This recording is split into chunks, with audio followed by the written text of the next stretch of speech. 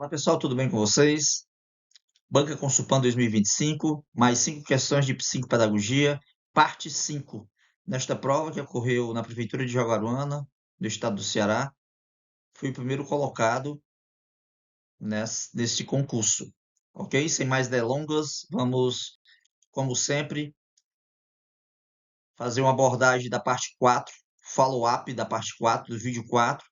Quem não viu, vai lá, dá uma clicada no vídeo. Tá bem interessante. A primeira questão da parte 4 fala de gênese e comportamento, fala de epigenética, mecanismo que regula o comportamento do gene. Na questão 2, fala sobre estágios de aprendizagem de Piaget, questão que cai bastante em prova de psicopedagogia, só reforçando os estágios, né? Sensório-motor, pré-operatório, operatório concreto, operatório formal. Então, a segunda questão fala de estágio de aprendizagem.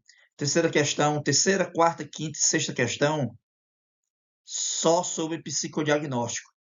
Terceira, psicodiagnóstico e seus instrumentos. Processo de psicodiagnóstico é um processo fundamental na psicologia, utilizado para avaliar, né, e diagnosticar aspectos psicológicos e emocionais de uma pessoa. Envolve a aplicação de diversos instrumentos, técnicas que são escolhidos de acordo com as hipóteses diagnósticas formuladas pelo psicólogo. Fala sobre os instrumentos do psicodiagnóstico, são os testes psicológicos, as escalas de inventário, questionários, métodos projetivos, entrevistas clínicas. Tem como um dos principais teóricos, né, o Sigmund Freud, fundador da psicanálise. Na questão 4, fala sobre psicodiagnóstico e seus processos. Então, na 3, fala sobre psicodiagnóstico e seus instrumentos. Na 4, fala sobre psicodiagnóstico e seus processos. Só lembrando que não é só Freud não, tá, pessoal? Carl Jung também fala sobre psicodiagnóstico. Donald Winnicott, Claudio Hutz, todos esses abordam sobre psicodiagnóstico. Então, na questão 4, como eu comentei, psicodiagnóstico e seus processos. O processo de psicodiagnóstico ele é sistemático e envolve várias etapas para obter uma compreensão completa do paciente. Os principais passos do psicodiagnóstico, do processo de psicodiagnóstico, né? Entrevista inicial, coleta de dados, formulação de hipóteses, aplicação de testes e técnicas. É isso que fala a questão 4 lá no vídeo 4. A questão 5 fala sobre psicodiagnóstico, né? Quando pela primeira vez for usado esse termo, psicodiagnóstico, tá? Então é o que fala a questão 5. Lá tem as opções se foi Sigmund Freud, se foi Schopenhauer, se foi John Watson, ou se foi Hermann Richard. Né? Ele também dá os anos lá de cada teórico desse. E na questão 6, psicodiagnóstico e seus momentos. Razões para a limitação temporal de psicodiagnóstico, a eficiência do diagnóstico, foco no problema. Então, fala sobre essas questões, tá? Então, dê uma olhada lá na parte 4 do vídeo 4, sobre questões de psicopedagogia. Iniciando agora, de fato, o questionário de psicopedagogia de 2025. Antes, para quem não me conhece, para quem não viu ainda, aqui são as minhas formações, são os meus cursos aí de graduação, de mestrado, né? Mestrando em Ciência da Educação, meus cursos de pós-graduação em Gestão, na área da psicopedagogia, da psicologia organizacional, no marketing, ok? E aí iniciamos a questão número 1, parte 5. De acordo com a nossa Constituição, a educação, direito de todos e dever do Estado e da família, será promovida e incentivada com a colaboração da sociedade, visando ao pleno desenvolvimento da pessoa, seu preparo para o exercício da cidadania e sua qualificação para o trabalho. Um dos princípios pelo qual a educação deve ser ministrada é a igualdade de condições para o acesso e permanência na escola. Para que isso ocorra, é necessário que: item A democratização da educação se limite ao acesso à instituição de ensino, sendo que esta é a maior dificuldade encontrada pelas famílias, seja por não encontrar vagas, seja por não encontrar vagas, seja por não encontrar vagas em localidades próximas à residência ou encontrá-las em instituições muito distantes. Essa é a opção A. Um tempinho para vocês gravarem aí a opção A. Ele fala que a pergunta é de acordo com a Constituição, tá? Um dos princípios pelo qual a educação deve ser ministrada. Quais são os princípios, né, pelo qual a educação deve ser ministrada? É a igualdade de condição, ele diz aqui, para o acesso e permanência na escola. Para que isso ocorra, então, para que esse princípio ocorra, que princípio? Repetindo, a igualdade de condições para o acesso e permanência na escola. Para que isso ocorra, é necessário, lida a opção A.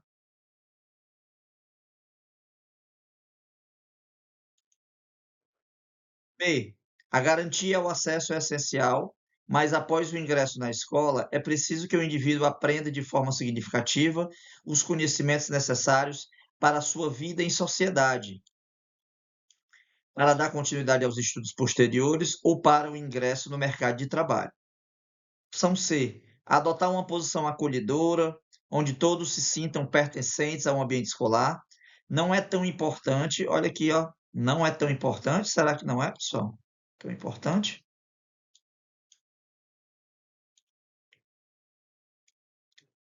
Não é tão importante, só um instante. Posição acolhedora, ele fala que não é tão importante.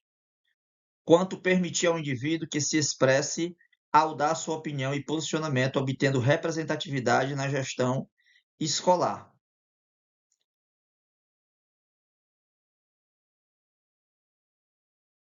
Então, qual seria a opção correta?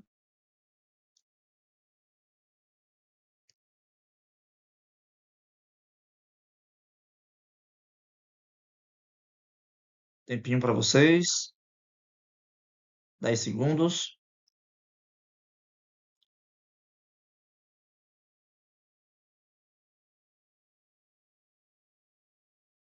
Então, pessoal, a opção correta é a opção B.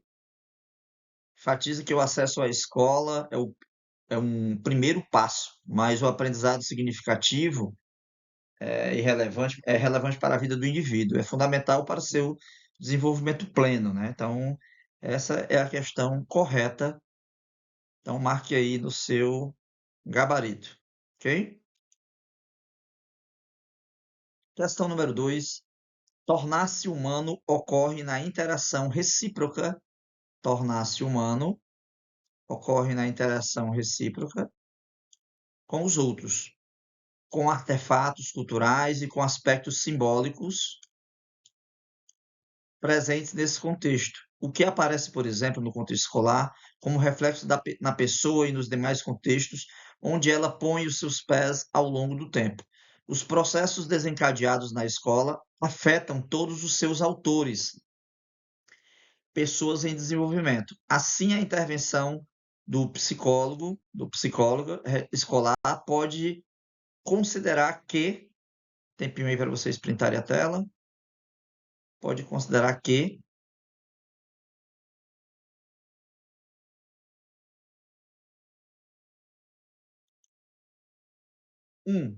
a escola caracteriza-se como espaço responsivo, privilegiado. Nesse contexto, cada um de seus autores, alunos, professores, gestores, pessoal de apoio administrativo, participa de atividades regulares que são capazes de inibir, impulsionar a tomada de decisão e influenciar a formulação e a realização de perspectivas futuras pessoais e coletivas. Por quê? A escola ainda tem importante papel na construção de laços afetivos, no preparo para a inserção na sociedade e na transmissão de conhecimentos entre as gerações. Então, esse porquê aqui é só para, nas perguntas, ele vai citar, né, se há um, tem a ver, aqui está marcado um, tá, pessoal? Mas é dois aqui, ó. Deixa eu marcar aqui para vocês. Um e dois. Se a dois ela complementa um, se a um complementa dois, né? Vocês já viram muito em provas aí, tá? Então, printem essa tela. 5 segundos.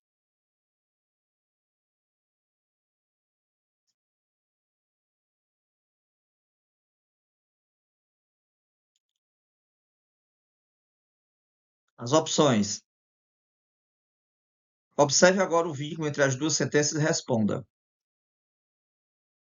As duas sentenças são verdadeiras e um é justificativa da dois.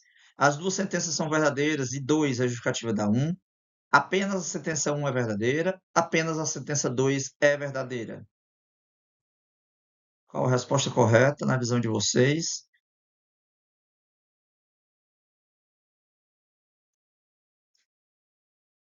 30 segundinhos aí para vocês decidirem.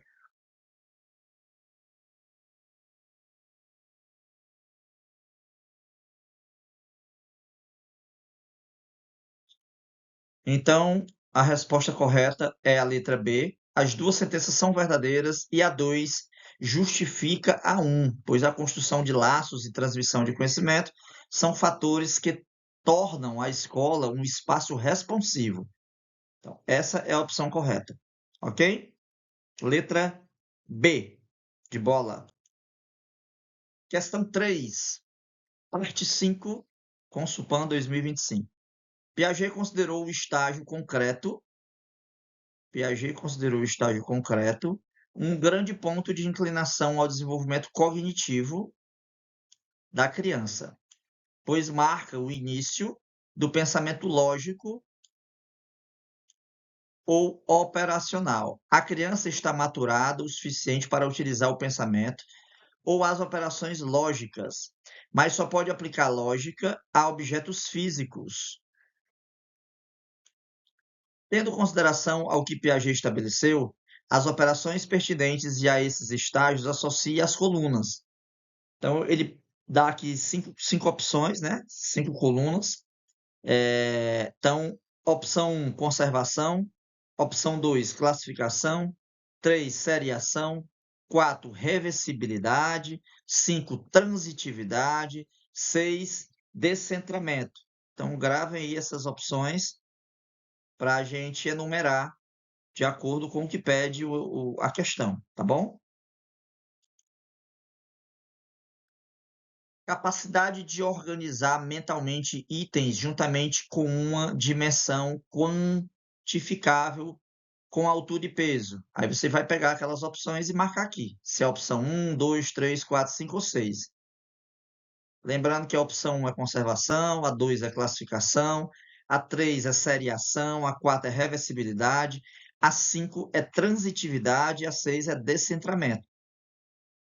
Nessa 2 aqui, né? Nessa questão 2, capacidade de conhecer as relações entre várias causas em uma ordem serial. Qual a opção? Capacidade de identificar as propriedades das categorias, relacionar categorias ou classes entre si e usar a informação categórica para resolver problemas. Entendimento de que algo permanece a mesma quantidade, mesmo que sua aparência mude. Qual é a opção daquelas 6? Capacidade de reconhecer que números ou objetos podem ser alterados e retornados à sua condição original. Capacidade de considerar múltiplos aspectos de uma situação.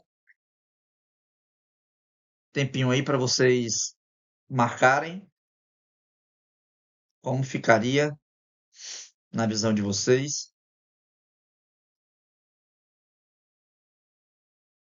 Eu vou dar só a resposta aqui, tá, pessoal? Não trouxe as opções aqui para não ficar muito extenso os slides.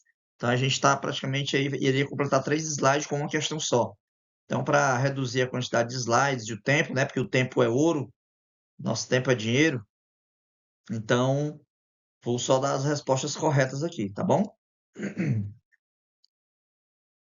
Então, se você marcou que capacidade de organizar mentalmente itens juntamente com uma dimensão quantificável como altura ou peso é seriação, então está correto, ok? Capacidade de reconhecer as relações entre várias causas em uma ordem serial. Olha só, aqui serial, né? Seria uma pegadinha. Então, quem marcaria 3 aqui já estaria errado, tá? Então, essa opção aqui, capacidade de reconhecer as relações entre várias causas em uma ordem serial é transitividade. Transitividade. Essa outra questão, capacidade de identificar as propriedades das categorias, relacionar categorias, identificar categorias ou classes entre si e usar a informação categórica para resolver problemas, seria classificação. Então, seria 2, classificação. Ok? Então, 3, lembrando, 3, seriação. 5, transitividade. 2, classificação.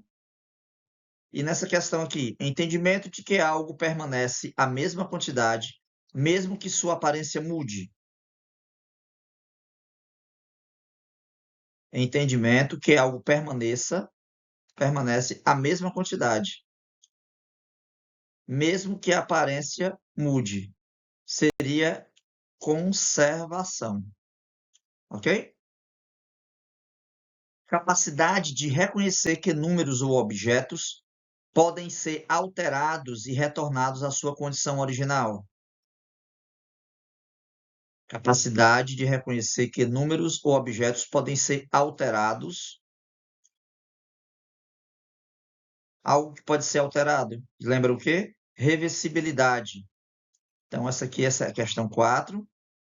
E, por fim, capacidade de considerar múltiplos aspectos de uma situação é descentramento. Ok?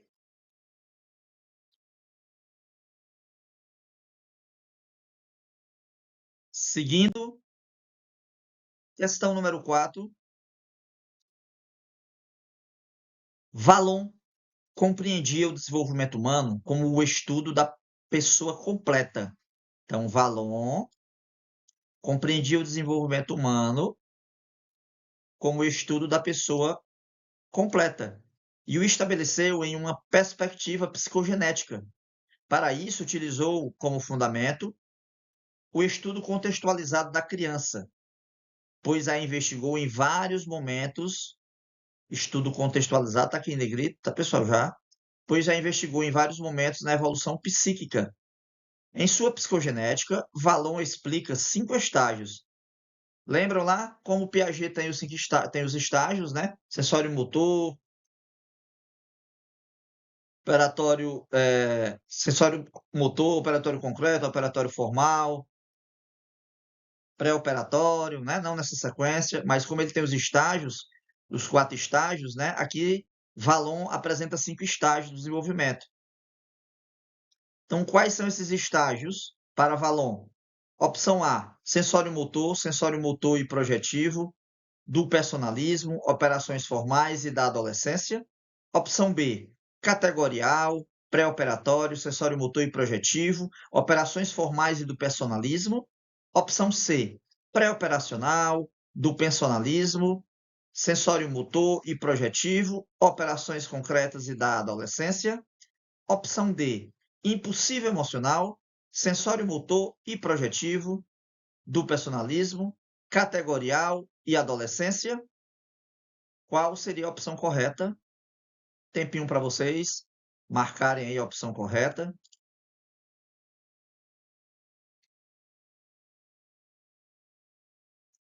40 segundos.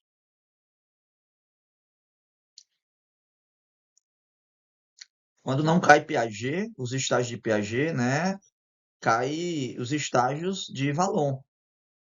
Então é importante você pesquisar aí, estudar, fazer a diferenciação dos estágios aí para gabaritar uma questão como essa, ok?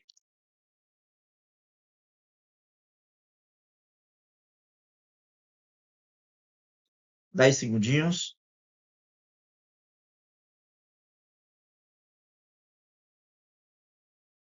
Opção correta, opção D, direto no lance aqui. Impulsivo emocional, sensório motor e projetivo, do pensamento, do personalismo, categorial, adolescência.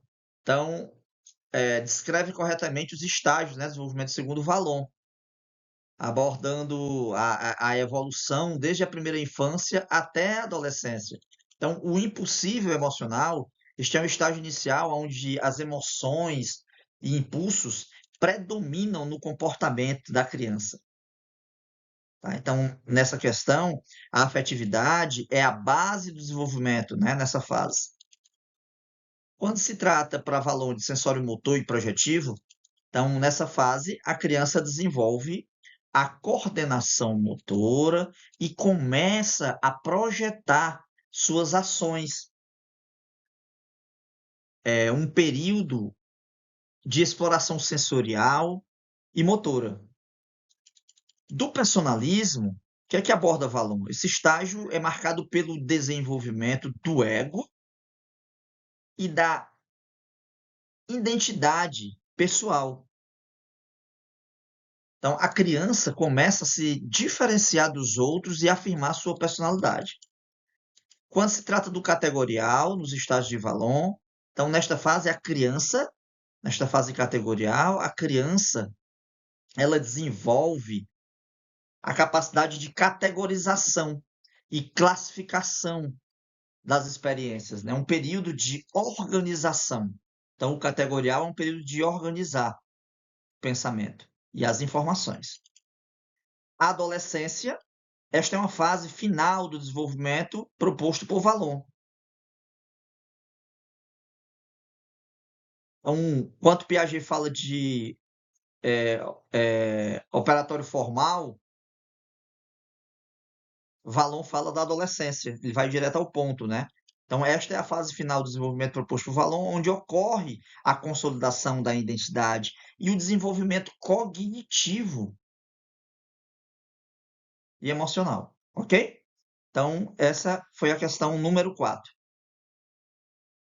Quem não viu lá a parte 1, parte 2, parte 3, parte 4, dá uma verificada lá, dá uma olhada, vai te ajudar no teu concurso, tá bom? Dá o joinha. Existe tem uma logozinho, uma logo, né, um logo da psicopedagogia que está do lado do lado do lado direito do seu vídeo, tá? Você clica lá e se inscreve no canal, tá? Uma logo da psicopedagogia, tá ok? Última questão, o distúrbio de leitura de números, distúrbio de leitura de números deve ser percebido em atividades diárias da criança e, por meio disso, observar os que compreendem aos conceitos, mas são incapazes de representá-los no papel. Ó. São incapazes de representá-los no papel. Está em negrito, tá? E aqueles que têm pouca ou quase nenhuma ideia de por que os números são usados. Com isso, há dificuldade para nomear, então, dificuldade para nomear as quantidades materiais em números, os termos, os símbolos e as relações é chamado de quê? Descalculia lexical, B, descalculia gráfica, C, descalculia operacional ou D, descalculia verbal? Qual a resposta correta? Tempinho para vocês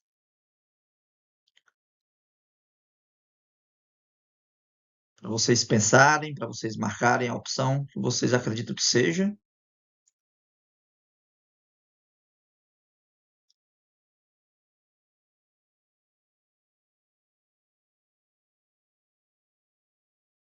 30 segundos.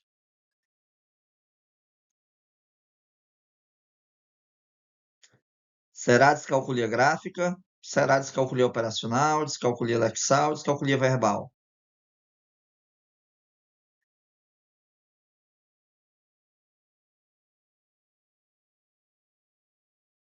Direto no lance, descalculia verbal, resposta correta, opção D. Então, a descalculia verbal é caracterizada pela dificuldade em nomear quantidade e números, termos matemáticos e símbolos.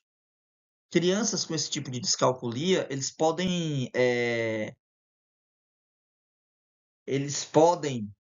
só um minuto que deu uma travada, entender os conceitos numéricos, mas eles entendem, né, o conceito numérico, mas não, eles têm dificuldade em verbalizar. Entende o conceito, mas não sabe verbalizar e não sabe nomear esses conceitos. Então, apresentam problemas em expressar números e operações matemáticas oralmente, tá? Até entendem, mas não conseguem fazer essa transmitir, né, esse entendimento. E já a descalculia lexical, né, caso alguém tenha marcado essa, por exemplo, ela está relacionada à dificuldade em ler e compreender símbolos matemáticos e palavras numéricas. Então, crianças com descalculia lexical podem ter problemas para ler números ou símbolos corretamente.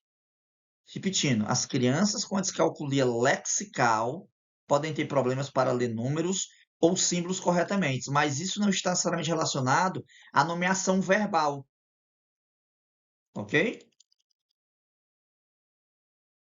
Então, essa é a opção correta. Finalizando aqui a parte 5, conforme combinamos, Banca Conspan 2025. Esse concurso aqui eu fui primeiro colocado, então não foi uma prova fácil, tá? De forma nenhuma, nem de específica, nem das demais matérias. A específica, principalmente, específica de psicopedagogia, eu não achei tão fácil assim, tá? Aqui agora, né, a gente pode até achar um pouco mais fácil, porque a gente não tem o tempo, né, e a pressão que tem numa prova de concurso público. Mas, no ato lá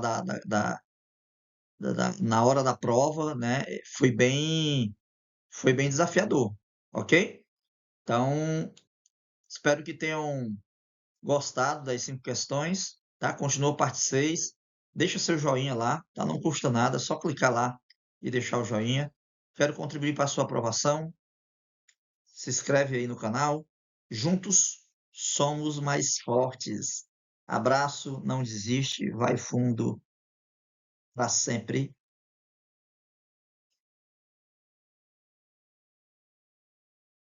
Até você conseguir a sua aprovação. Até você passar. Você não estuda para passar, você vai estudar até passar. Abraço, sucesso, tchau, tchau.